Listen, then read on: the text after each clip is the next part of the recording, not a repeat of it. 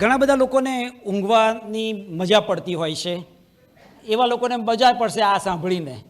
પણ ઘણા બધા લોકોને તકલીફ એ હોય છે કે ઊંઘવું હોય પણ ઊંઘ આવતી નથી. અને એમાંના ઘણા બધા લોકો છેલ્લે પછી હિમાંશુભાઈ કે એમના જેવા બીજા સાયકિયાટ્રિસ્ટની સલાહ લેતા હોય છે. સો આજે આપણે જે વાત કરીએ છીએ ઊંઘ અને બ્રેઇન વચ્ચેનું શું કનેક્શન છે એના ઉપર જ વાત કરી છે. ઊંઘ ઉપર વાત કરવી હોય તો 1 કલાકનું લેક્ચર જુદું અપાય, પણ we are just restricting our self to brain effect. સૌથી પહેલાં આપણે જોઈએ કે યાદશક્તિ ઉપર શું અસર થાય છે. આઈ થિંક કે આ ઓડિયન્સની અંદર બધાને એવું ફીલ થતું હશે કે યાદશક્તિમાં કંઈક ગડબડ થઈ રહી છે. કેટલાને થાય છે? સો યાદશક્તિ ઓછી થવાનું પહેલું ફેક્ટર ઊંઘ છે, ઓછી ઊંઘ. અને કેમ એ આપણે સમજીએ. આ ડિપાર્ટમેન્ટલ સ્ટોર આપણે કોઈ પણ જોઈએ તો એ સવારે આપણે જોઈએ તો એકદમ વ્યવસ્થિત હોય છે. રાત પડે એ લોકો કામ કરતા હોય છે કે જેથી વસ્તુઓ વ્યવસ્થિત રીતે ગોઠવાય, જે વસ્તુઓ ઓછી થઈ છે એ વસ્તુ સપ્લાય બરાબર કરી દે, અને એને લીધે આ ડિપાર્ટમેન્ટલ સ્ટોર વ્યવસ્થિત રીતે કામ કરે છે. આ અને બ્રેઇન વચ્ચે શું સંબંધ છે એ હવે આપણે સમજીએ. કે આપણે જાગતા હોઈએ ત્યારે પ્રણવભાઈએ વાત કરી કે કરોડો ઇન્ફોર્મેશન આપણા મગજની અંદર પહોંચતી હોય છે, જાણતા અજાણતા. અને જસ્ટ આ એક એનિમેશન બતાડીએ છીએ. ભાઈ, નરેન્દ્ર મોદીનો ફોન આવ્યો છે, પ્લીઝ. આ જે એક રેડ કલરનું કાજુ જેવું સ્ટ્રક્ચર બતાડ્યું છે, જે હિપોકેમ્પસ નામનું સ્ટ્રક્ચર છે. કેમ હિપો જોડે અને કોઈ સંબંધ નથી, પણ હિપોકેમ્પસ નામ આવ્યું છે. અને એની અંદર જે પ્રણવભાઈએ પહેલાં સ્લાઇડ બતાડેલી કે પેલો ક્લાર્ક હોય અને જે ફાઇલ રિસીવ કરે, યાદ આવે છે પિક્ચર? સેમ વસ્તુ હિપોકેમ્પસ એ કામ કરે છે. અને દિવસ દરમિયાન જે ઢગલાબંધ ઇન્ફોર્મેશન જોવાથી, સાંભળવાથી કે બીજી કોઈ પણ રીતે વાંચવાથી આપણા શરીરમાં દાખલ થાય છે, એ પ્રાઇમરી હિપોકેમ્પસમાં દાખલ થાય છે. જ્યારે આપણે સૂઈ જઈએ ત્યારે આપણને એવું લાગે કે બ્રેઇન આરામ કરતું હશે. બ્રેઇન આરામ નથી કરતું, કારણ કે જે મગજનો EEG કહેવાય એ ઉપર જોયું કે એ દરમિયાન પણ મગજ તો કામ કરતું જ રહે છે. ભલે આપણે સૂતા હોઈએ પણ મગજ તો કામ કરતું હોય છે. અને શું મગજ કામ કરે છે કે આ જે દિવસ દરમિયાન ઇન્ફોર્મેશન બધી હિપોકેમ્પસમાં સ્ટોર થયેલી એ લાગતી વળગતી જગ્યાએ મૂકી આવે છે. મીન્સ કે જે કોઈ ઇન્ફોર્મેશન છે એ એને યોગ્ય જગ્યાએ મૂકે છે કે જેથી જ્યારે પાછી લાવવી હોય ત્યારે એ માહિતી મળે. લેટ્સ ટેક કે ધારો કે તમે ઊંઘ નહીં લો તો શું થશે? હિપોકેમ્પસ તમારું ભરાઈ ગયું છે આગલા દિવસે, રાતના એ હિપોકેમ્પસ ખાલી નથી થયું. બીજે દિવસે શું થશે? નવી ઇન્ફોર્મેશન આવશે, સ્ટોર નહીં થાય, અને પછી આપણે કમ્પ્લેન કરીએ કે યાદ નથી રહેતું. પણ સમય તો આપવો પડે ને મગજને કે એ ઇન્ફોર્મેશન ખાલી કરે. એટલે એ જ્યારે ઇન્ફોર્મેશન ખાલી નથી થતી અને પછીથી યાદશક્તિની અંદર એની સીધી અસર થાય છે. કાલે રાતના કેટલા વાગ્યા સુધી જાગેલા મેચ માટે? 1. સવારે અહીંયા પાછું એવું હતું કે મર્યાદિત સીટો છે, એટલે ઘણા બધા વડીલો તો 8:30 અમે અહીંયા એ પહેલાં આવી ગયેલા. કેટલું ઊંઘ્યા છે એ મને થાય છે. અને પછીથી સારું લેક્ચર તો સાંભળ્યું પણ કંઈ બહુ યાદ ના રહ્યું. પણ ક્યાંથી હિપોકેમ્પસ ખાલી થાય તો યાદ રહે ને. Right. So first point is કે મેમરી માટે ઊંઘ બહુ જ જરૂરી છે. હવે જે હું વાત કરી રહ્યો છું એ 2013 એટલે લગભગ 10 વર્ષ પહેલાં જ આ સાયન્સને ખબર પડી કે ઊંઘનો બીજો એક મોટો ફાયદો છે. અને આજના આપણો જે ડિમેન્શિયા કે અલ્ઝાઇમરની જે વાત કરીએ છીએ એને માટે એ પોઈન્ટ બહુ જ અગત્યનો છે. એટલે હું થોડીક એનિમેશન્સની મદદથી સમજાવવા માટે પ્રયત્ન કરીશ. જે રીતે આપણા ઘરમાં 2 જાતની સિસ્ટમ હોય કે પાણી આવે અને પાણી વાપર્યા પછી there is a drainage system. બોડીમાં પણ એવી સિસ્ટમ છે કે જે બ્લડ લાવે એને આપણે આર્ટરી કહીએ છીએ, ધમની કહીએ છીએ. અને સેમ રીતે જે કંઈ વેસ્ટ પ્રોડક્ટ છે એ વપરાય એ પછીથી એને પાછી મોકલવા માટે જે ડ્રેનેજ સિસ્ટમ છે જેને વિનસ સિસ્ટમ કહીએ છીએ. અને બ્રેઇનની અંદર 2013માં ખબર પડી કે એક બીજી પણ ડ્રેનેજ સિસ્ટમ છે. 11 વર્ષ પહેલાં જ ખબર પડી કે બ્રેઇનની અંદર બીજી પણ ડ્રેનેજ સિસ્ટમ છે અને જેનું નામ છે ગ્લિમ્ફેટિક્સ. હવે આ ગ્લિમ્ફેટિક્સની ખાસિયત એવી છે કે એ દિવસ દરમિયાન સંકોચાયેલી રહે છે.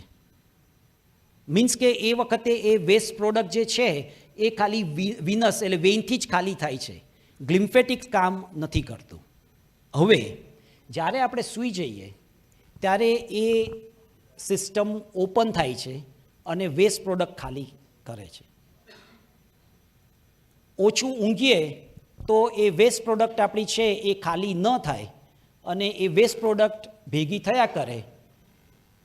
ઘરમાં બેઝિનની પાઇપ ભરાઈ ગઈ હોય અને જેવી તકલીફ આપણને થાય છે એવી જ તકલીફ બ્રેઇનને પણ થાય અને એ જે વેસ્ટ પ્રોડક્ટ ભેગી થયા કરે એ અલ્ટિમેટલી અલ્ઝાઇમરને આમંત્રે છે. એટલે એક દિવસની અંદર તમે જુઓ તો બીજા દિવસે તમને ઇફેક્ટ દેખાશે મેમરી ઉપર, પણ લાંબા ગાળે તમે જોશો તો એ અલ્ઝાઇમરનું એક નિમંત્રણ છે. સો દરેક લેક્ચરર પોતે એક એક પોઈન્ટ કહેતા હતા. Again I would like to say કે અપૂરતી ઊંઘ એ યાદશક્તિ ઘટાડે છે અને અલ્ઝાઇમરને આમંત્રણ આપે છે. નેક્સ્ટ ક્વેશ્ચન, કેટલી ઊંઘ જરૂરી છે? પૂરતી ઊંઘ એટલે કેટલી ઊંઘ? અમેરિકન સ્લીપ એસોસિએશન એ રેકમેન્ડ કર્યું છે કે યુવાન 18 વર્ષથી મોટા બધા જ લોકોને સરેરાશ 7 થી 9 કલાકની વચ્ચે ઊંઘ જોઈએ. કેટલા જણ આટલું સૂવે છે? ગુડ. હા, અને બીજું એકાદ બે જણે તો અમને કહ્યું કે હું તો 10 કલાક સૂવું છું. પ્રણવભાઈએ પછી કહ્યું કે ભાઈ ધીરેનભાઈ આ લખજો કે વધારે ઊંઘવાથી પણ મગજ ખરાબ થાય છે. એટલે કાલ ઉઠીને પછી ઘરમાં કોઈ કહે કે ભાઈ કેમ આટલું સૂવો છો, તો કે આ તો પેલા સેમિનારમાં કહેલું એટલા માટે, એવું નહીં કહેતા. બીજી એક વસ્તુ સ્લીપ એપનિયા, ઘણા બધાને કદાચ ખબર નહીં હોય પણ સ્લીપ એપનિયા એક એવી તકલીફ છે કે તમે જ્યારે સૂઈ જાઓ ત્યારે તમારો જે શ્વાસ નળીનો ભાગ છે એ બંધ થઈ જાય અને એને લીધે મગજને ઓક્સિજન ન મળે. એટલે સ્લીપ એપનિયાવાળા લોકોની ખાસિયત એ હોય કે બીજે દિવસે પણ તમે એમને મળો ને તો બગાસા ખાધા કરે, સવારે 10 વાગે પણ તમે મળ્યા હો ને તો બગાસા ખાધા કરે અને તમને એમ લાગે કે કેમ આ ફ્રેશ નથી. પરંતુ એ લોકો રાતના પથારીમાં સૂતા છે પણ મગજને જે આરામ મળવો જોઈએ એ મળતો નથી. એટલે જો સ્લીપ એપનિયાની તકલીફ હોય તો ઊંઘના કલાકો અગત્યના નથી, પણ તમે કેટલું વ્યવસ્થિત સૂતા છો એ અગત્યનું છે. અને જો તમને મોટા નસકોરા બોલતા હોય તો સ્લીપ એપનિયા હોવાની શક્યતા છે, માટે એને માટે ચેક કરાવજો અને એની બહુ ઇઝી ટ્રીટમેન્ટ અવેલેબલ છે. સારી ઊંઘ માટેના ઉપાયો સમયના અભાવે અત્યારે આપણે સ્કીપ કરીએ છીએ, પણ જેવું આ સેશન પતશે એટલે વોટ્સએપ ગ્રુપની અંદર આ બધા જ જે સજેશન્સ છે એ તમને શેર કરીશું કે જેથી તમારી આગળ એ પરમેનન્ટલી રહે. શું ના, નસકોરા સારા કે ખોટા એ અગત્યનું નથી. અગત્યની વસ્તુ એ છે કે જો નસકોરા દરમિયાન તમારો શ્વાસનો પેસેજ બંધ થતો હોય તો એ સ્લીપ એપનિયા કહેવાય ને સ્લીપ એપનિયા ચોક્કસ ખરાબ. નોટ ઓનલી ફોર બ્રેઇન પણ બીજા બધા અવયવો માટે પણ એ ખરાબ.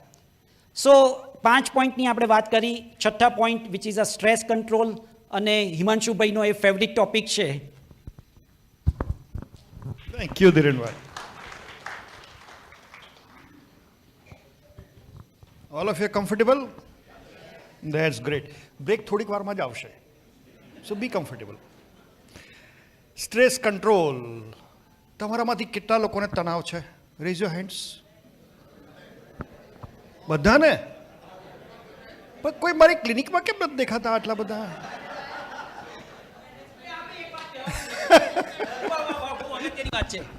સવાલ જવાબો પૂછો ત્યારે એક વસ્તુ યાદ રાખજો, આ જનજાગૃતિ સેમિનાર છે, ફ્રી કન્સલ્ટેશન કેમ્પ નથી.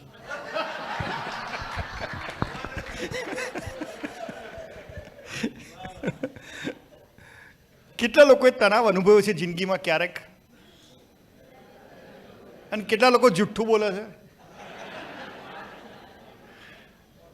સ્ટ્રેસ અને પરફોર્મન્સ વચ્ચે સીધો જ સંબંધ છે. એટલે જો સ્ટ્રેસ વધે તો પરફોર્મન્સ થોડુંક હોય તો સુધરે. એટલે સપોઝ કે બેટિંગ કરવા જવાનું અને તને સ્ટ્રેસ હોય તો હેલ્મેટ પહેરીને જાઓ તો તમે માથે વાગી ના જાય.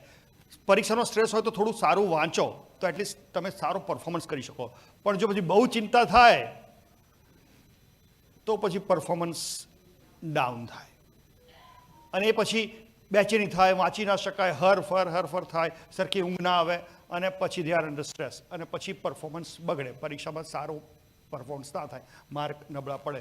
હેલ્મેટ સરખી ના પહેરો તો માથે વાગી જાય, એટલે વધારે પડતા બિંદાસ રહો તો પણ તકલીફ પડે. એટલે સ્ટ્રેસ ના લો તો પણ તકલીફ, માફક સરો લો તો પણ તકલીફ. પણ માફક સરો કેટલો એનું પ્રમાણભાન ખબર પડવું જરૂરી છે. ઘણા બધા લોકોને એ ખબર પડતું નથી હોતું. સ્ટ્રેસ અને મગજના સ્વાસ્થ્ય વચ્ચે સીધો જ સંબંધ છે.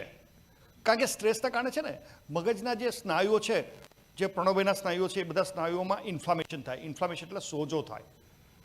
જે ઘણીવાર વાગ્યું હોય આપણને તો ત્યાં પણ સોજો થાય, લાલ થઈ જાય. એટલે એ રીતે મગજના કોષોમાં પણ આવી રીતે ઇન્ફ્લામેશન થાય અને એના કારણે મગજના કોષોને નુકસાન થાય. હું અત્યારે તમને એનાટોમીનું કે ફિઝિયોલોજીનું લેક્ચર નહીં લઉં, એટલે આના વિશે વધારે નહીં સમજાવું. કારણ કે હું ભણે અને 30-35 વર્ષ થયા ને હું ઘણું બધું ભૂલી ગયો છું. પણ પ્રણવભાઈની સારવાર હજુ શરૂ નથી કરી. આ મગજના કોષો બધા આવા હોય, જે પ્રણવભાઈ પણ બધા ફોટામાં બતાવ્યા છે, એ બધા પણ છે ને ધીરે ધીરે બધા ક્ષીણ થતા જાય. એટલે જો સ્ટ્રેસ વધારે લો તો પ્રમાણમાં પ્રણવભાઈને મળવાનો તમારો સમય જરા જલ્દી નોતરી તમે દો. બ્રેઇનમાં છે ને જુદા જુદા સ્ટ્રક્ચર આવેલા છે. પ્રીફ્રન્ટલ કોર્ટેક્સ જે મગજની એકાગ્રતા અને જે જજમેન્ટ, તમારું પરફેક્ટ જજમેન્ટ, એ બધાના કામો કરતું હોય છે. એમિગડાલા એ એક પ્રકારની ચિંતાનો કંટ્રોલ કરતું હોય છે.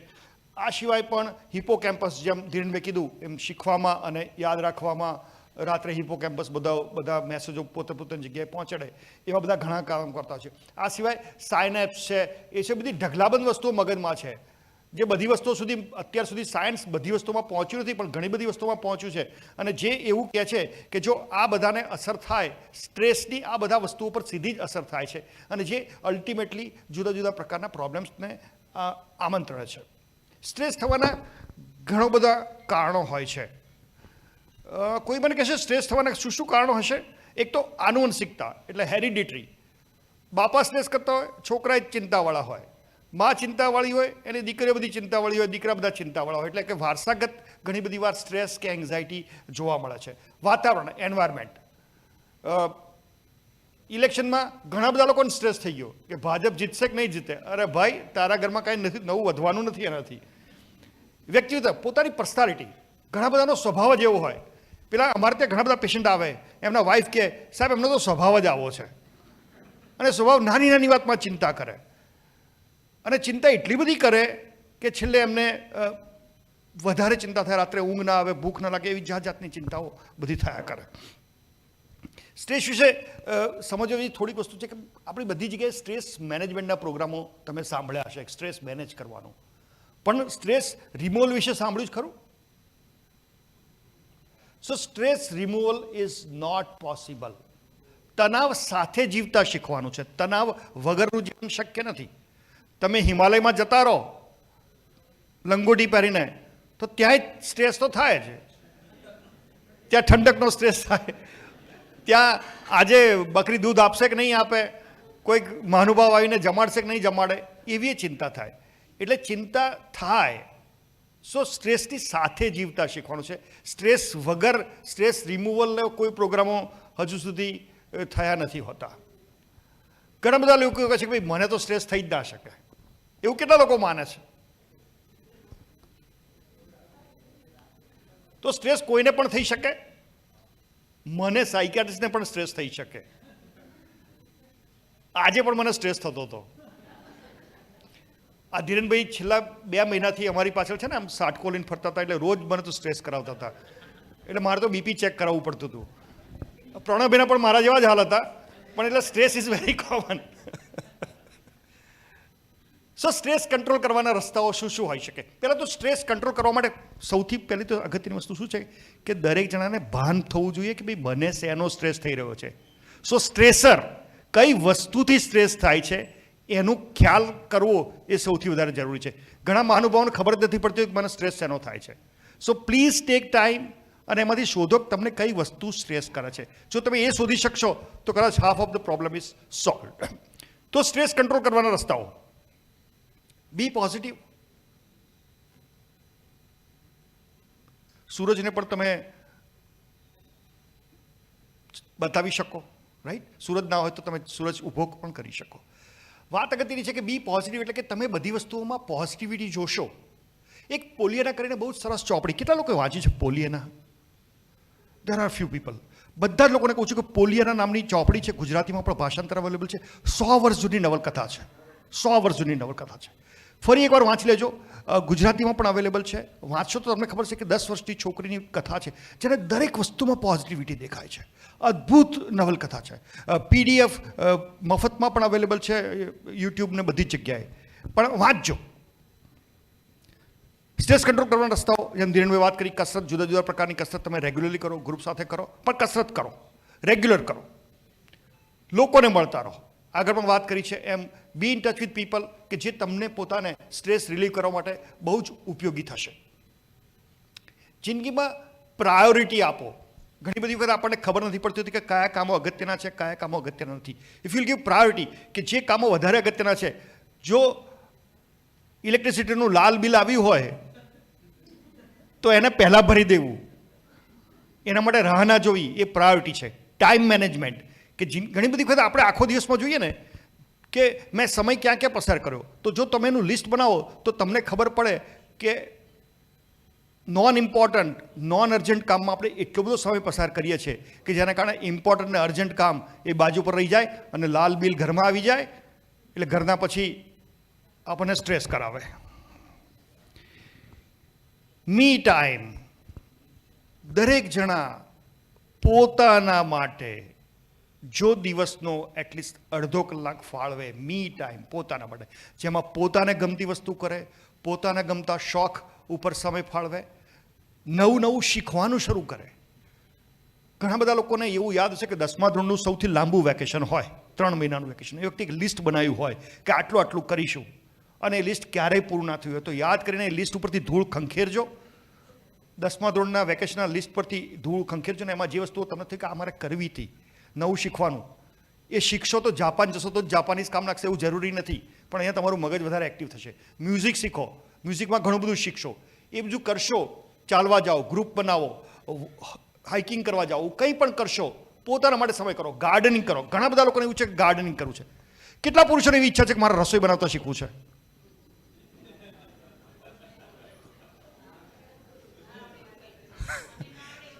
મને ના આવડે એવું બોલે. હા, પકડીને કાન પકડીને બેસાડો, કાન પકડીને બેસાડો. કેટલા પુરુષોને ગાર્ડનિંગ કરવું છે? ગાર્ડનિંગ કરો, કુકિંગ કરો, નવું બનાવજો, પણ કુકિંગ કરો તો પાછા બધું સફાઈ કરજો. પ્રોબ્લેમ શું છે કે બધું કુકિંગ કરવા જાય પણ મ્યુનિસિપાલિટીનું કામ ઘરવાળાના માથે. So don't do that.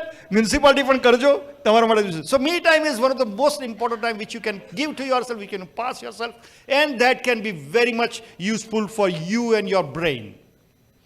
Stress control કરવાની રસ્તાઓમાં જે આભાર માનવાની, ગ્રેટિટ્યૂડ, જે પણ આપણી પાસે છે, જે પણ છે માટે ભગવાનનો આભાર માનો, તમારા ગુરુનો આભાર માનો, તમારા વડીલોનો આભાર માનો. આભાર માનતા શીખો. So gratitude. Gratitude is one of the most important thing, જે કદાચ આપણા કલ્ચરમાં થોડુંક ઓછું છે, પણ જો થોડુંક વધારીશું આભાર માનતા તો ફાયદો થશે. વડીલોને પગે લાગવામાં કાંઈ ખોટું નથી, ગુરુજીને પગે લાગવામાં કાંઈ ખોટું નથી. આપણા મોટાને જેની પાસેથી આપણે કંઈ પણ શીખ્યા છીએ એને નમન કરશો, કંઈ ખોટું નથી. એમના આશીર્વાદ એ તમને ચોક્કસ જિંદગીમાં આગળ વધારશે. સમાજ સેવાના કામ કરો. વોલેન્ટિયરિંગ, વોલેન્ટિયરિંગ તમે કરશો, કોઈ કામમાં વોલેન્ટિયર થાવ, એ volunteering is one of the best thing. Altruism, કે બીજા લોકોને મદદ કરવી, એ તમારા પોતાના સેલ્ફ બિલ્ડિંગ માટે બહુ જ જરૂરી છે. સો સ્પેર સમ ટાઈમ. તમારામાંથી કેટલાક લોકો કોઈક સંસ્થા સાથે જોડાયા છે જેમાં વોલેન્ટિયરલી કામ કરે છે, પૈસા ન મળે એવા? There are few. આ સંખ્યા કેવી રીતે વધી શકે? ઘણા લોકોને એવી ખબર છે કે આવા ગ્રુપ ક્યાં ચાલે છે એ જ ખબર નથી હોતી. પ્રયત્ન કરશો, ગૂગલ કરશો તો ઘણા બધા ગ્રુપ મળશે. જેણે હાથ ઊંચા કર્યા એમને જેને પકડજો બ્રેકમાં કે તમે કયા ગ્રુપમાં કામ કરો છો, તો તમને ગમતા એવા ગ્રુપ મળશે કે જેમાં તમે વોલેન્ટિયરિંગ વર્ક કરી શકો. કોઈને ના ખબર હોય તો મને કહેજો કે એક અંધ કન્યા શાળામાં, એક અહીં અમદાવાદમાં છે જેમાં પ્રિવિલેજ બાળકોને કોઈક લોકો ભણાવવાનું કામ કરે છે. એમના નંબર હું શેર કરીશ, તો તમે ત્યાં જઈને ભણાવી શકો બાળકોને શનિ રવિ, અને you can spare your time, અને જે તમને ખરેખર એક આનંદ આપશે. આ સિવાય બીજા ઘણા બધા કામો છે જે તમે કરી શકો. ધૂમ્રપાન, આલ્કોહોલ આગળ જ ના પાડી દીધી છે એટલે હું હા નહીં પાડું, નહીં જ કરવાનું. આમાં ક્યારે હા નહીં પાડું. અને જો કોઈ કરતા હોય તો એ વિશે શું કરવું એ બતાવીશ. સ્વીકારતા શીખો. આપણાથી પણ ભૂલ થઈ શકે. તેંડુલકર પણ આઉટ થઈ શકે. સચિન કોહલી આટલા દિવસ આઉટ જ થતો હતો. આપણે મેચ જોવા 5 મિનિટ મોડા બેસે તો એ આપણી જોડે જ મેચ જોતો હોય. પણ ગઈકાલે રમી ગયો એટલે કામ થઈ ગયો આપણું. તો સો આપણાથી પણ ભૂલ થઈ શકે. મારા તમારા કોઈનાથી પણ ભૂલ થઈ શકે. ક્ષમાની ભાવના. દરેક વસ્તુ આપણે ઈચ્છીએ તેમ ના પણ થાય. રાજા રામનું કહ્યું નહોતું થયું તો મારું કહ્યું કેવી રીતે થાય. દરેક સાસુઓને ખાસ કહું છું કે તમારી વહુઓ તમે મૂકો છો એ જગ્યાએ મીઠાની ડબ્બી નહીં મૂકે. એ ડાબોડી હોય તો ડાબી બાજુ મૂકે, જમોડી હોય તો જમણી બાજુ મૂકે. પ્રોબ્લેમ આ જ છે કે મીઠાની ડબ્બી એ કેમ આ મૂકે છે. મારા ઘરમાં વર્ષોથી અમે અહીંયા જ મૂકીએ છીએ. અરે ભાઈ, આ ચાવીનો જોડો આપતા શીખશો ને તો ઘણા બધા પ્રોબ્લેમ ઓછા થઈ જશે.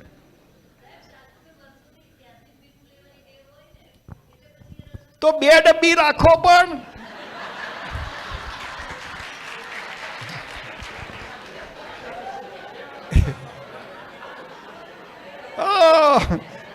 એક રોક સોલ્ટ રાખો અને એક ટાટા નમક રાખો એટલે કામ થઈ જશે તમારું.